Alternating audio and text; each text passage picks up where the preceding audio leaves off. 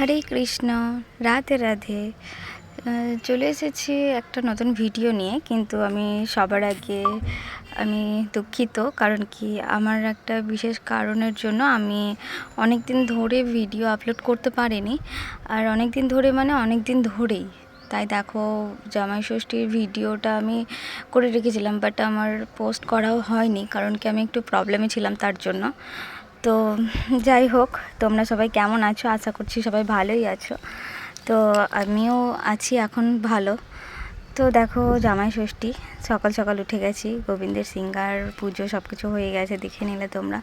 তো তারপর তৈরি হচ্ছে জামাই ষষ্ঠীর প্রস্তুতি, মানে আমরা যাব এখন ষষ্ঠীতলা। তো তার জন্য দেখো আমরা সবাই রেডি হয়ে গেছি। আমার বড়মশাই রেডি হয়ে গেছে, এটা বড় দিদি বড় জামাইবাবু সবাই এসেছে।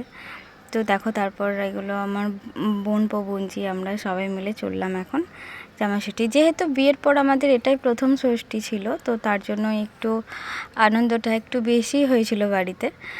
তো আমরা দেখো বলতে বলতে চলেও এসেছি ষষ্ঠীতলার মধ্যে। তো দেখো, ষষ্ঠীতলায় প্রচণ্ড ভিড়। আর কি বলবো, এই ষষ্ঠীর দিন এত অসম্ভব গরম ছিল যে গরমে আমাদের সবার নাজেহাল অবস্থা হয়ে গেছিলো। এত গরম, মানে চিন্তাভাবনার বাইরে, এতটাই গরম ছিল। তো আমরা মোটামুটি সকাল 9:30টার সময় করে আমরা গেছিলাম।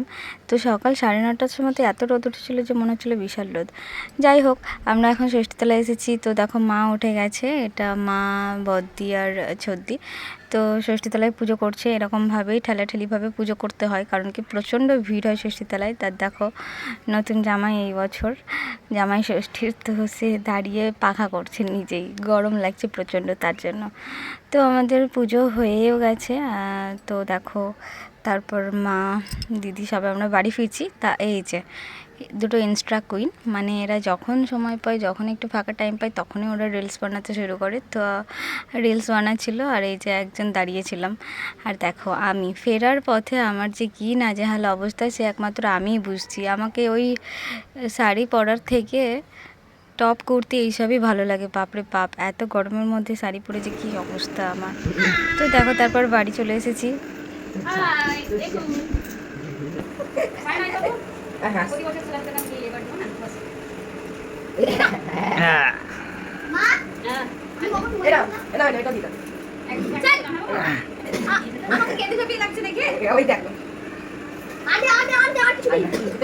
তো দেখো দিদি আমি কি করছে, আমি বাড়ি এসেছি, আমি শাড়ি চেঞ্জ করে দিয়েছি গরমের মধ্যে। তো তারপর মা বললো সুতোগুলো বানাতে, তো সুতো বানাচ্ছি। আর দিদি আমাকে সব মালাগুলো এনে পরিয়ে দিল। আর আমার এমনিই গয়নাগাটি পয়সি পরতে আমার একটুও ভালো লাগে না। তো যাই হোক, নতুন বিয়ে বলে সব কিছু গয়নাগাটি আমাকে পরিয়ে দিয়েছিল, কিন্তু আমার প্রচণ্ড বিরক্ত লাগছিল। তো দেখো, এটা আমার বড় জামাইবু, এটা মা, এই যে বদ্দি। তো বড় জামাইবুকে এখন খেতে দিয়েছে। তো মা ওকে সুতো বেঁধে দিল জামাইবুকে। আর নতুন জামাইকে তো মা আগেই সুতো বেঁধে দিয়েছে, প্রসাদও দিয়ে দিয়েছে। তো সে এখন বসে বসে খাচ্ছে। আর এইটা হচ্ছে আমাদের বাড়ির বড় জামাই। তো সে আজকে সকালবেলাতেই এসেছে, তার জন্য এখনই সে স্নান টান করে তারপর প্রসাদ খাচ্ছে। আর মা প্রসাদ দিল। কি বলবো তোমাদেরকে, আমাদের বাড়ির অবস্থা খুব খারাপ এই মুহূর্তে। কারণ কি, আমাদের ওই দিকটা বাড়ি হচ্ছে, দোতলা হচ্ছে, তার জন্য দেখো বালি সিমেন্টের কাজ হচ্ছে। আর আশা করছি সবাই যেন, বাড়ি সিমেন্টের কাজ হলে বাড়িতে কতটা না খিচিবিচি হয়। তো মানে খুব খারাপ অবস্থা বাড়ির। আর দেখো একদম টক আম খেয়ে মুখটা কি করছে। তো তারপর দেখো, এটা ছদ্দি ভালোভাবে হলুদ মাখিয়ে দিল বড় জামাইবাবুকে। তো আমার বড়মশাই, সে আমটা টক লাগছে, টক আম খেতে পারে না, তার জন্য দিদিকে বলছে আমায় চিনি দাও। তো সে চিনি মিশিয়ে খাচ্ছে। আর ওইদিকে বড় জামাইবাবু বকছে, বলছে এটা আবার কীরকমভাবে খাবার। আর এই যে যেটা আমার খেতে খুব ভাল লাগে, চাল ভিজে ছোলা, গুড়, চিনি। তোমাদের কার কার ভালো লাগে বলো এই খাবার খেতে। তো তারপর দেখো, বোনও চলে এসেছে। ওকে বলা হয়েছিল কি সকালবেলাতেই আসার জন্য, ষষ্ঠীতলা যাওয়ার জন্য, কিন্তু ও সকালবেলায় আসতে পারেনি। তো এখনই এসেছে। তারপর সারাদিন মজা করে কাটালাম। তারপর দেখো সবাই মিলে খাচ্ছে, 3 জামাই শ্বশুর মিলে সবাই মিলে খাচ্ছে, মানে আমার বাবা। তো তারপর আমরা সারাদিন খুব মজা করে কাটালাম। আর তারপর দেখো সন্ধ্যাবেলায় আমরা বসেছি, বোন, আমি, দিদি সবাই মিলে আমরা লুডো খেলতে। তো তারপর আমরা লুডো খেলে এভাবেই দিনটা কাটালাম। তো তোমরা কীভাবে কাটালে জানিও।